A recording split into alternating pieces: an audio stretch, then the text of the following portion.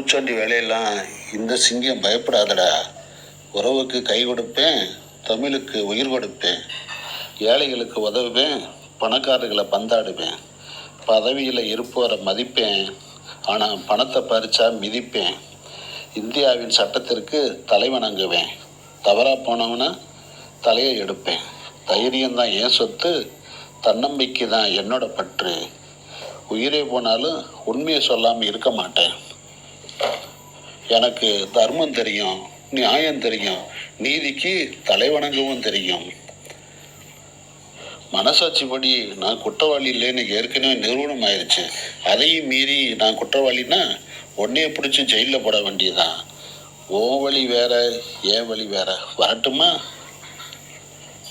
இதுவரைக்கும் ஏழைகளின் மனசாட்சிப்படியை பார்த்து ஏளனமாக நினச்சதும் இல்லை, பணக்காரனை பார்த்து பல்ல அழிச்சதும் இல்லை. சட்டம் உனக்கு மட்டும்தான் தெரியும்னு நினச்சியா? சட்டம் எனக்காகவும் வலை என்பதற்கு இதோ இந்த சாட்சியை முன் உதாரணம். அதனால் சொல்ல வந்ததை சொல்லிட்டு ஓரமாக போய் உட்காரு. வரட்டுமா?